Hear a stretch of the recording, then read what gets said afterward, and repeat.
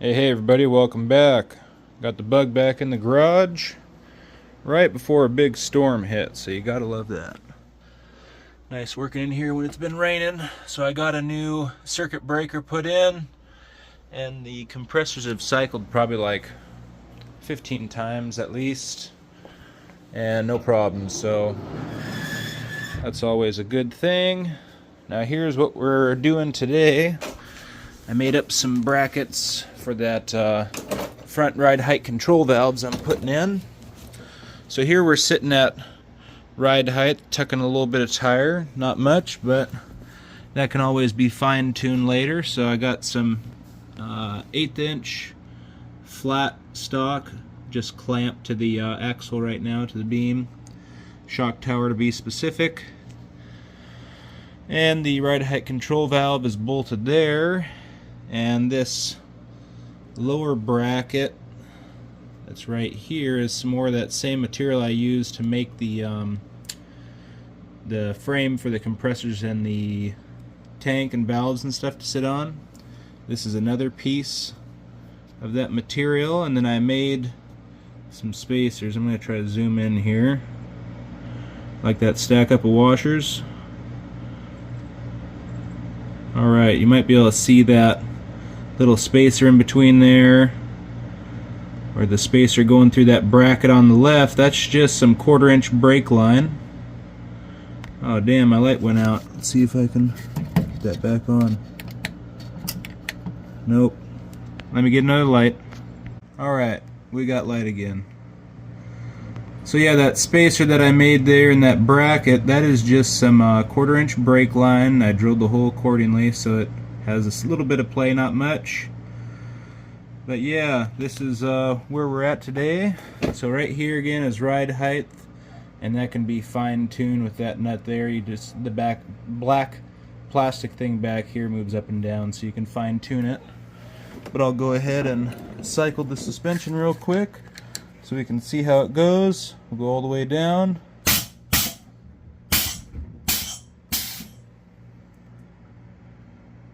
There's that, then it will add air in until that lines up. And full height. No binding anywhere, it's not pulling the bracket, which is always a good thing. We go, drop her down. And raise her up.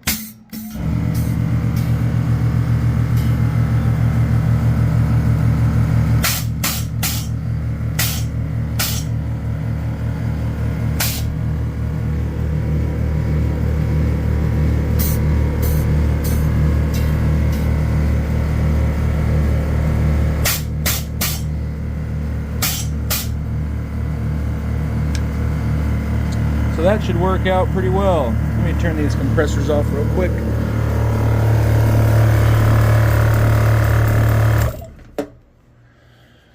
So those should work out pretty well. Once I get these rear brackets drilled up and bolted in, then I'll move to the passenger side of the car and get those finished up and work on getting some air lines hooked up. Then we're going to test this thing out. I'll be doing that over the next few days, and just put it all into one video so it's not a bunch of 2-minute update videos.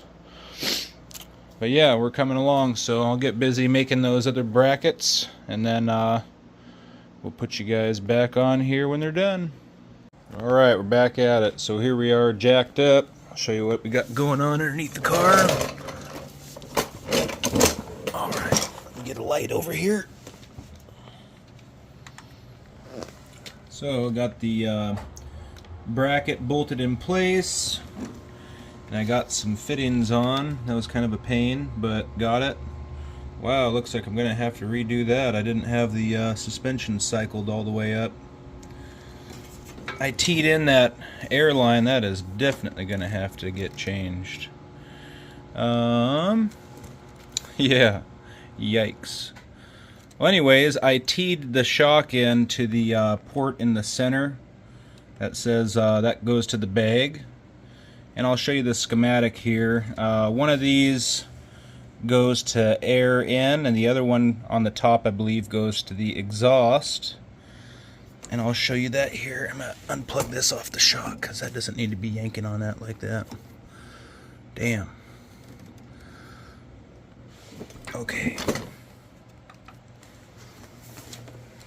I'll show you my little schematic that I came up with.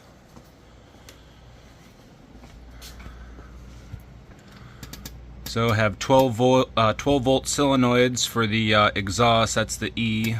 This part's the ride height control valve.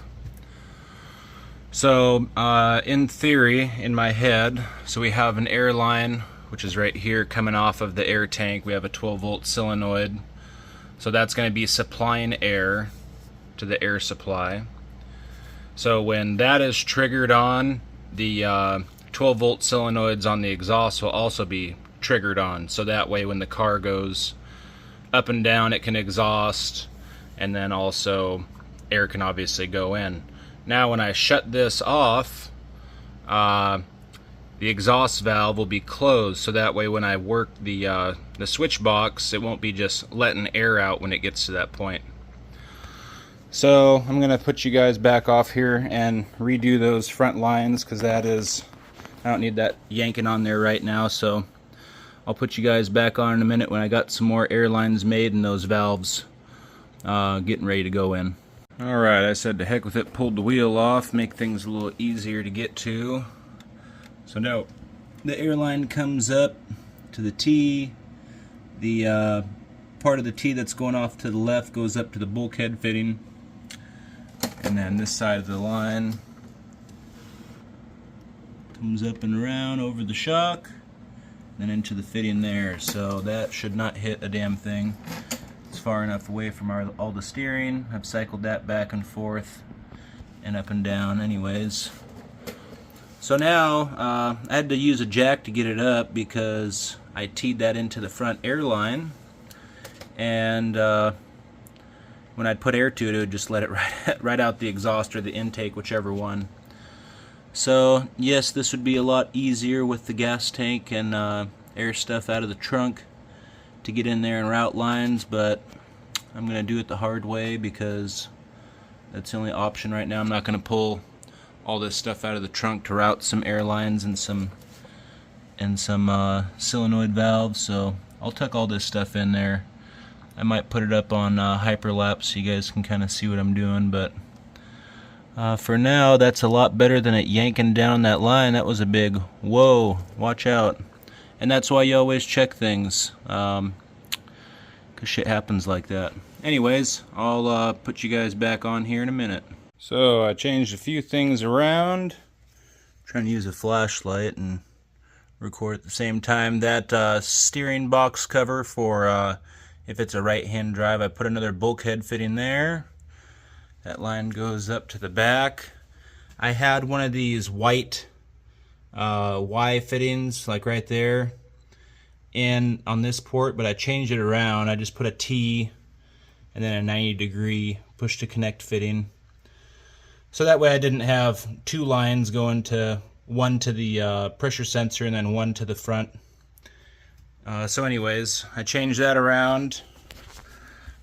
And then here's what we got going on. Down here, the top port is the exhaust. Middle is teed to the bag. And then that T goes up to the bulkhead fitting up to the valves. And then the bottom is air in. Everything just kind of loosely put in here. That solenoid that's just sitting underneath the tank outlet, that is to control the exhaust. And then this solenoid right here, that's coming off that bulkhead fitting. It tees off, so I have one line coming to this valve that's closest to us, the other one that goes over to that T that's right in the middle, right there. The other side, or the other part of the line that goes over to the driver's side, goes to the driver's side control valve. And then this line comes over here, and it's just kind of going to the back over there. So That's for going to the rear of the car. Driver's side, same thing.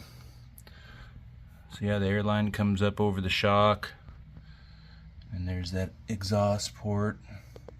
And I'm going to tuck that line close to the brake line right there to keep it away from the steering.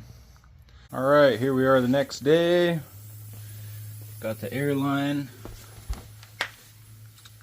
tightened up next to the other one with probably about a dozen zip ties. And the back airlines are very loosely routed. You might be able to see all this air hose all over the place. But got the fittings on. Again, the middle port is teed up to the bag. Up top one's exhaust, bottom is air intake. So I got all those teed. Here's the wiring for the solenoid on the exhaust valve. So I'm going to tuck a couple of these cables and wires up. And I'm going to put the front tires on, air up the bags, then I'll drop it down, and we'll do the first test on the automatic air ride. Alright, here we are back on the ground, aired up. I double check, make sure nothing's underneath the car that's going to get hit or behind it.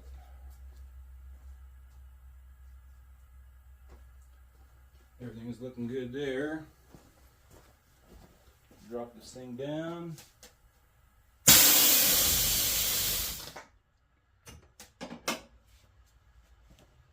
Alright. First test, let's see what it does.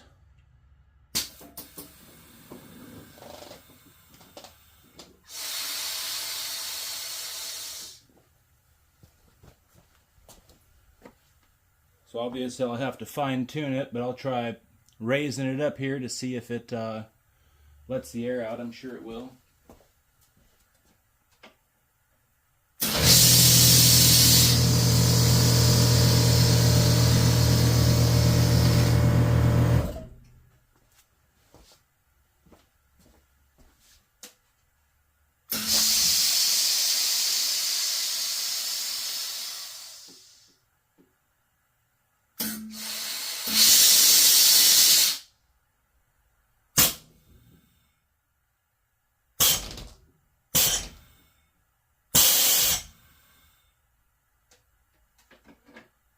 That's pretty slick.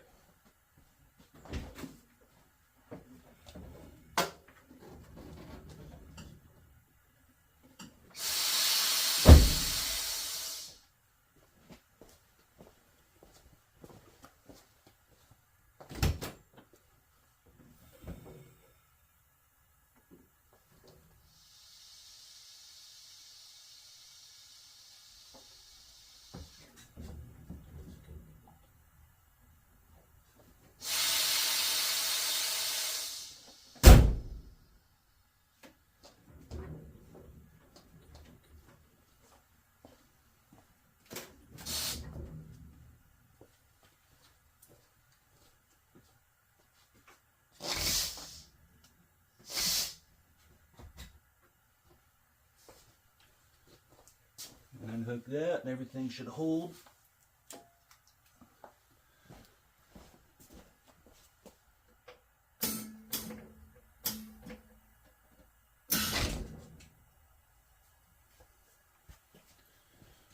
Well, besides having to check for leaks and finalize all the air hosing, I think that automatic ride height is going to work out pretty damn slick, if I do say so myself. A lot better than the last one. That's awesome. A little ghetto fabulous with the with the test setup, but hey, you know what? It works. Awesome. Yeah, it's 3 days on the weekend, couple hours every day. Gotta love that. So I'm definitely gonna say that's a successful test. Alright everybody, on that note, we'll call this video quits. I'm sure it went long enough. All for the 2-minute ending here of actual action.